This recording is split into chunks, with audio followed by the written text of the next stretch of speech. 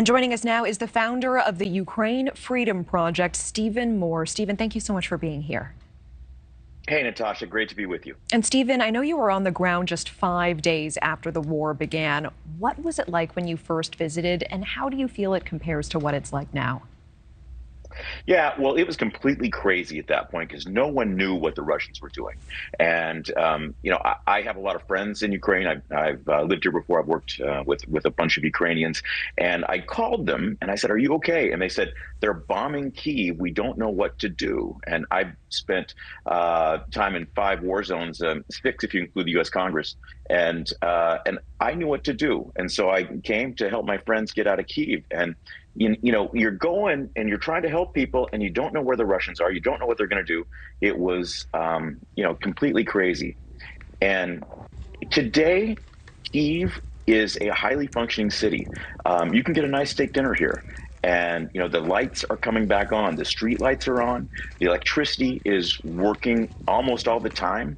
It's got rolling blackouts. It's got water shortages, which makes it a little bit like California. I appreciate that context. At this point, now that we are more than 1 year in, do you feel that either side has the advantage?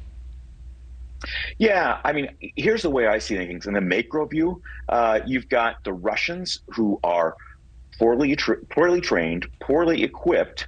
They're using Soviet-era weapons, and they're not even using the good ones now because the good ones were destroyed in the last year. So they're conscripts, and so they're not highly motivated, and they weren't well led before the Ukrainians killed 20 generals last year. So the Russians, what they have is they have a lot of people. Now, contrast that with the Ukrainians. The Ukrainians are highly motivated. They're fighting for their homeland. They're fighting for their families, and they're getting NATO training. They're getting some of the best weapons in the world. And, it's just a matter of do they have enough weapons to efficiently kill the masses of Russians? The Russians have not changed their military tactics since the 17th century, since Peter the Great. So, and that's what they're doing. They're just throwing meat into the machine. And we know you have a unique perspective on all of this as well, former Republican House Chief of Staff before your humanitarian work now. Can you share with us what is one moment from your time on the ground that is really sticking with you?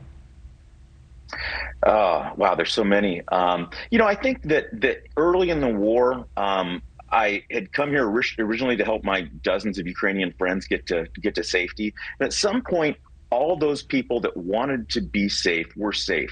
Many of them decided to stay in Kyiv and fight it out. And I was trying to figure out, what am I going to do? My friends are safe. Do I declare victory and go home? And I got a call from a small clinic in the outskirts of Kyiv that was taking war wounded. They weren't set up for this, and they needed supplies. And so the unfortunate truth about what's going on here, some of the big organizations you might expect to be very effective are not very effective. And so organizations like mine have to take medicine to the front. And that's what we did. I brought a bunch of medical supplies from Romania. There was bombs going off. The building was shaking because the shelling was so close. But we got the needed medical supplies to the folks that were in harm's way. Yeah, and it is true. Sometimes these smaller organizations that are able to operate without the burden of so much red tape are actually able to be more effective in the moment of crisis. I have one more question for you. Russia seems to have further isolated itself in this unprovoked war. At this point, do they have anything left to lose, and how dangerous does that make them? Well, I'm kind of an optimist in this regard. If you look at the number of body bags that are coming home for the Russians, there's about 150,000. That's kind of the low end of the estimates. They're up to 220,000 Russians have died. Nobody's really sure, of course.